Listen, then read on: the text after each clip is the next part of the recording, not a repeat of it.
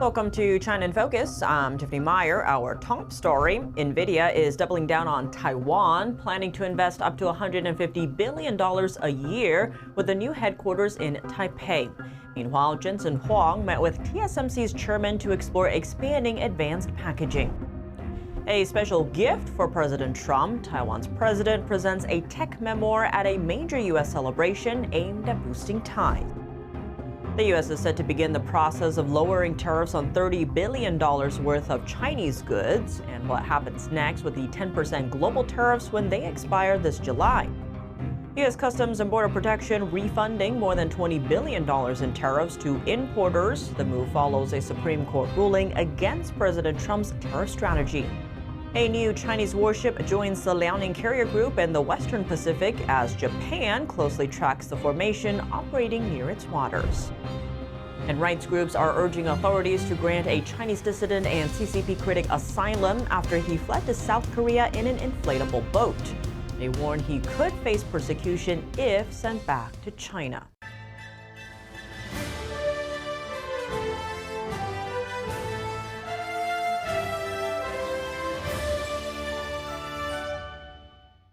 U.S. chip giant Nvidia is planning a massive expansion in Taiwan. CEO Jensen Huang says the company could invest hundreds of billions to build a new headquarters on the island. He called Taiwan the epicenter of the AI revolution as tensions between Taiwan and China escalate. Here's Jensen Huang speaking in Taipei Wednesday. 4 years ago, 5 years ago, Nvidia was spending about $10, $15 billion a year in Taiwan. Now, we're spending $100, going to $150 billion in Taiwan each year. Huang says construction on Nvidia's new Taiwan headquarters will begin this year, with the campus expected to open by 2030. The new hub will bring Nvidia even closer to chip-making giant TSMC, which manufactures most of the company's high-end chips. Taiwanese media reported Wednesday that Huang held a private dinner with top executives from TSMC. Analysts see the meeting as a sign of deeper cooperation on AI chip production and advanced packaging. Speaking to employees and local officials in Taipei, Huang highlighted Taiwan's significance to the growth of the AI industry. Taiwan is the epicenter of the AI revolution. This is where the chips come, packaging comes. This is where the systems are made. This is where AI supercomputers were created. Taiwan plays a key role in the AI supply chain for major U.S. tech companies, including Apple, with much of that driven by TSMC chip production. Nvidia became the world's first $5 trillion company last year. Huang says he believes the chip giant will be worth even more within the next few years. Taiwan President Lai Ching-te attended the American Institute in Taiwan's gala Wednesday, celebrating the 250th anniversary of U.S. independence. Lai brought 3 distinct gifts to the event. One was an orchid featuring the American flag, another was a traditional Taiwanese cake, and the third gift for President Trump was a very specific book, the autobiography of Morris Chang, the founder of Taiwan's TSMC. It was intended to help the president better understand Taiwan's critical semiconductor industry. The author of the book, Morris Chang, is widely hailed as the godfather of semiconductors. As the founding chairman of TSMC, he began his career in America as a senior executive at Texas Instruments. During the event, President Lai emphasized his commitment to deepening cooperation with the U.S., grounded in the Taiwan Relations Act and the 6 Assurances. In a follow-up post on social media, Lai wrote, quote, "Rooted in freedom, our partnership has continued to grow through stronger economic ties and a shared commitment to preserving the status quo of peace and stability across the Taiwan Strait." American Institute in Taiwan Director Raymond Green also echoed those strong sentiments. He stated that the U.S. and Taiwan are moving forward shoulder to shoulder in critical areas, working together to shape the landscape of the 21st century. The Trump administration would soon start seeking comment from the public on which Chinese goods should be eligible for lower tariffs. Here's U.S. Trade Representative Jamieson Greer speaking on Tuesday. We picked like $30 billion worth of goods that we wanted to sell from China, and we picked out $30 billion of goods we wanted to buy from China, and we think that's beneficial trade for us, and we could consider modifying these tariffs to be not quite as high as what we have otherwise. What would those goods be?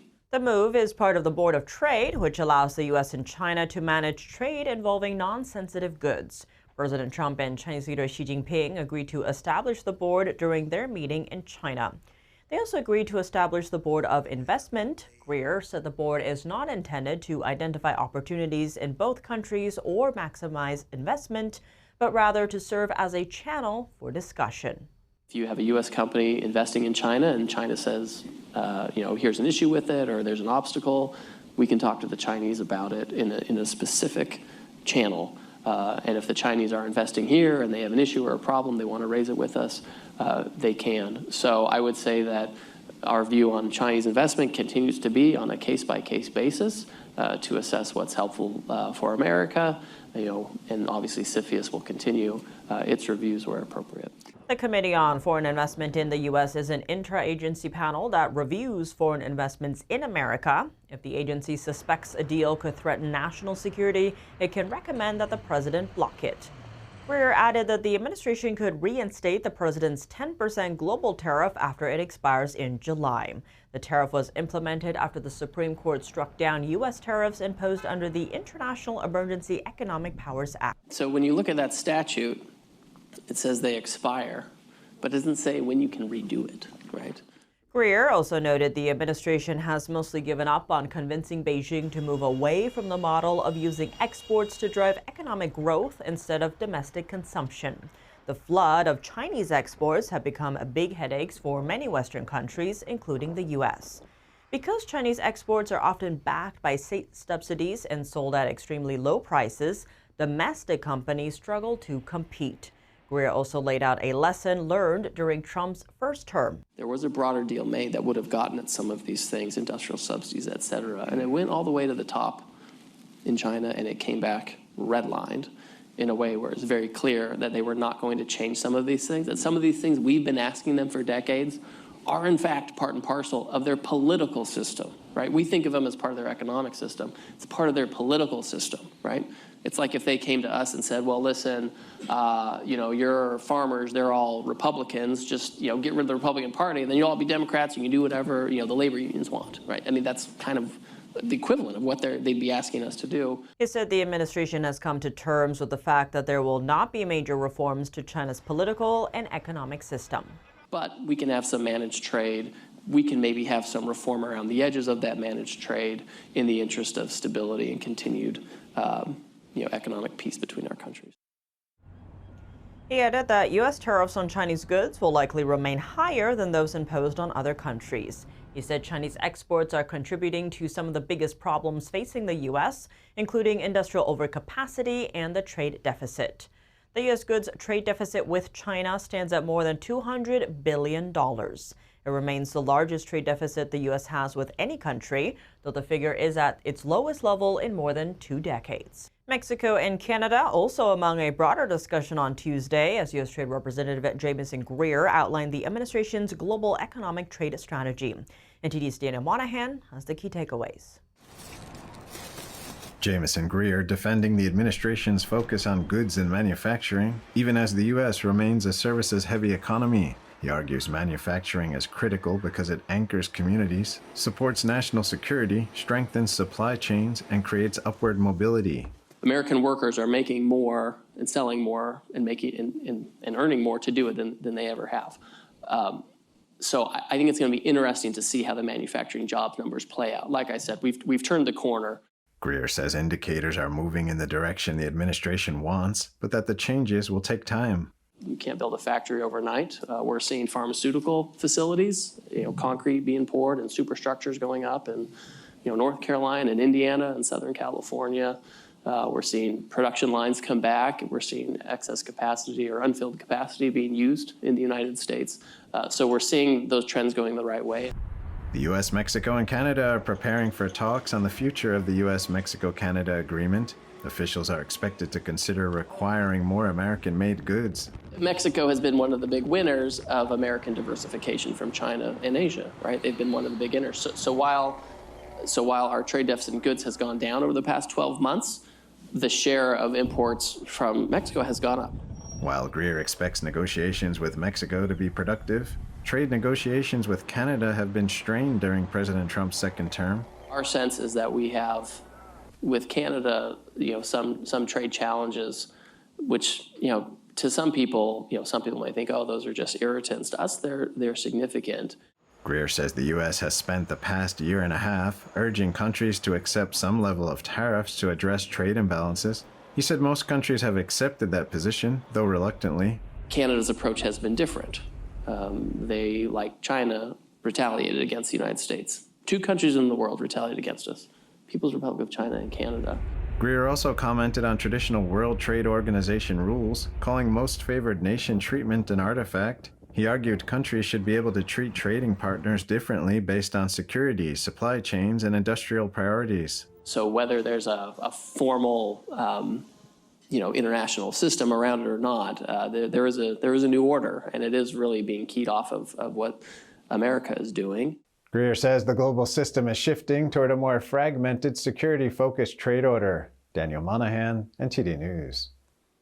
Customs and Border Protection paying more than $20 billion in tariff refunds to importers. The move follows a Supreme Court ruling against President Trump's tariff strategy. CBP head Brandon Lord said $85 billion have been accepted for processing. The payments come after the High Court ruled President Trump didn't have the authority to impose tariffs under the International Emergency Economic Powers Act. Before the ruling, U.S. tariffs on imports had raked in more than $160 billion. Lord said more than 4,000 consolidated refunds are still being processed because importers haven't provided the Treasury with payment information. Turning now to updates in the Middle East, President Trump with a new ultimatum for Iran, insisting the U.S. won't be satisfied with their regime's proposal or that it will have to finish the job.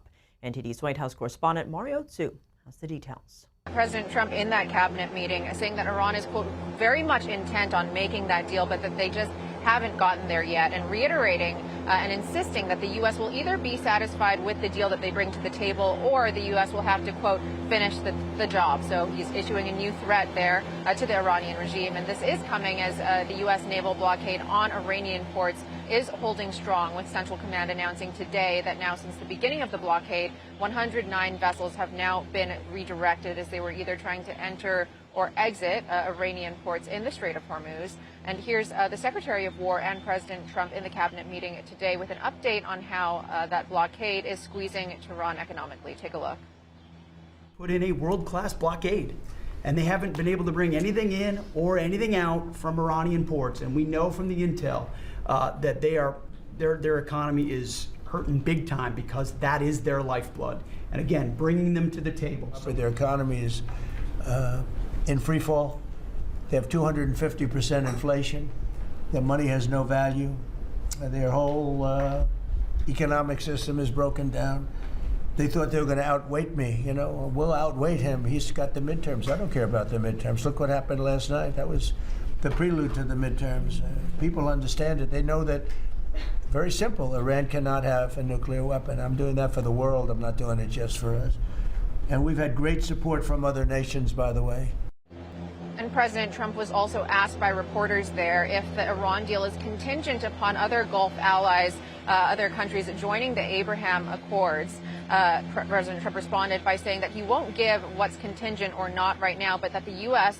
Will not agree to a deal if it's not great. He said that right now Iran could make a good deal, but that it's not great, and he's going to hold out until the U.S. is, quote, perfectly satisfied. The President and Secretary of State Marco Rubio also saying that pressure from that U.S. blockade is working, both declaring that the U.S. is not needing of oil right now for these reasons. Take a look. We don't need oil. We don't need the Straits. We don't need anything. But we have more oil now being produced by 2 times than Russia and Saudi Arabia combined. It's a great stat. I think over 10 million barrels of Venezuelan oil have been delivered to the United States since the 3rd of January. And President Trump doubling down on the Strait of Hormuz, saying that it's going to be open to everybody. The president says that the critical waterway is, quote, international waters, and nobody, hence, is going to control it. The president also saying that he opposes China and Russia taking the Iranian regime's enriched uranium. This coming after President Trump has previously said recently on Truth Social that Iran's enriched uranium will either be destroyed in the U.S. within Iran itself or at another, quote, acceptable location. The president also saying that the U.S. is not considering any sanctions relief for Iran at this time. Take a look. Are you comfortable with Russia or China taking their stockpile of highly enriched uranium and have they offered to? No, I wouldn't be comfortable. That That would not make me comfortable. Is the U.S. considering easing sanctions on Iran to allow Iran to sell its crude to market? No, we're not talking about any easing of sanctions or giving money. No sanctions, no money, no nothing. We have control of money that they claim is theirs. We'll keep control of that money. And when they behave properly. And Don, as President Trump says that the Iranian regime is negotiating on fumes, he's reiterating that their Air Force and their Navy are gone. He also remains adamant that the regime can never have a nuclear weapon, holding that the primary urgency here is that they can never have those nukes, while also assuring Americans that gas prices will fall after what he calls the short excursion is over.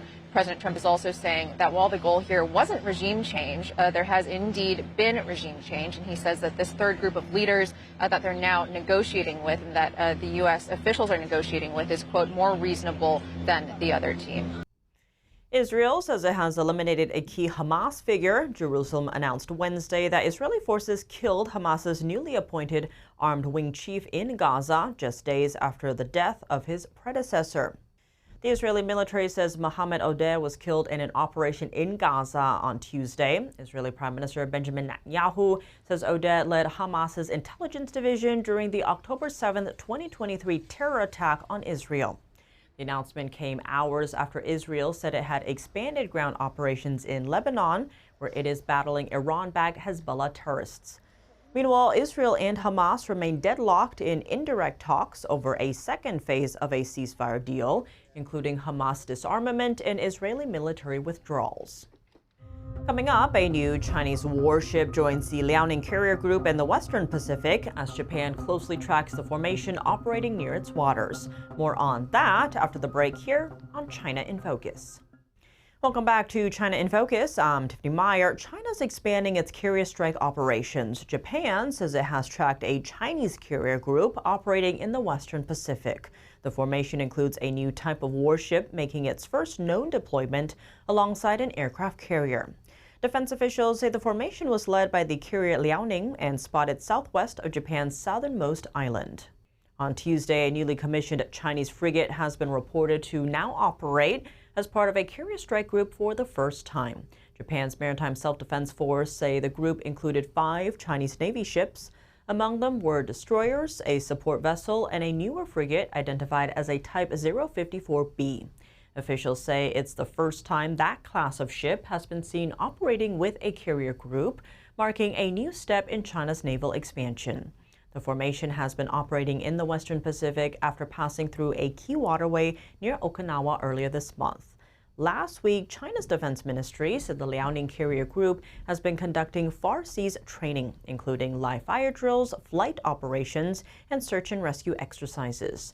Japan's defense minister posted on X saying Japan will keep monitoring the situation and continue full surveillance across its surrounding waters and airspace. A Chinese dissident who escaped from China in an inflatable boat has been detained in South Korea. Rights groups are urging authorities to grant him asylum. Dong Guangping is a 68-year-old former police officer and longtime critic of China's Communist Party. He was taken into custody late Monday by the South Korean Coast Guard. Officials say he was spotted by a fishing vessel before being intercepted at sea. His rubber boat was about 11 feet long and powered by a small outboard engine. Rights groups, including Human Rights in China, are calling for South Korea not to return him, saying he faces a serious risk of persecution if deported. Dong has previously been imprisoned in China for political dissent and has attempted multiple escapes in recent years. He has fled to both Thailand and Vietnam before being returned. Lawmakers and experts are calling out foreign billionaires and Chinese Communist Party-linked networks for funding groups to oppose U.S. tech projects. who's really behind the protests. NTD's Jack Bradley. Concerns are mounting of foreign influence, including the Chinese Communist Party funding activist groups opposing new data centers across the U.S. Florida Congresswoman Anna Paulina Luna sounding the alarm on X, saying, quote, "The CCP has launched an all-out war against American AI. The divide we're seeing in this country is largely driven by bots and paid actors." There are some states that literally are passing bans on AI data centers. And it's all being, it's not organic and local. Some of this is foreign sourced dark money coming in. A recent report by the Bitcoin Policy Institute highlights CCP-linked entities are running coordinated anti-AI and anti-data center propaganda campaigns on American soil. China uses social media sort of as a gain of function for their propaganda. Through the networks that we've identified in this report, specifically US-based nonprofits, they're able to amplify a lot of anti-data center misinformation and push those out into local communities in Utah, Idaho, Georgia, other places where these data centers are getting built. Shanghai-based billionaire Neville Roy Singham, who has deep ties to the Chinese Communist Party, has funneled millions through networks linked to activist groups to oppose U.S. AI infrastructure and other projects. Singham funds groups like Code Pink and the People's Forum. Back in February, the State Department said that these groups denigrate the U.S., whitewash the violence of Marxist regimes, and run cover for narco-terrorists like Maduro while enjoying an influx of cash from a donor network with connections to the Chinese Communist Party. Businessman Kevin O'Leary has also attributed opposition campaigns against his data center project in Utah to Chinese-linked funding channels. They're basically bringing in millions of dollars into Utah to push out PR, trying to stop any advance in power generation or in AI compute or any kind of compute. Who would want that? Only the Chinese. Lawmakers and experts are warning that these are coordinated efforts from the Chinese Communist Party designed to influence U.S. policy while appearing to be grassroots. Now, lawmakers warn that this is a direct threat to U.S. national security as well as tech leadership. Reporting from Washington, D.C., Jack Bradley, NTD News. If you'd like to see us cover, send us an email at chinainfocus@ntd.com. We'd love to hear from you. Round-the-clock original news coverage, visit us at ntd.com or download our NTD app. Thanks for watching. See you tomorrow.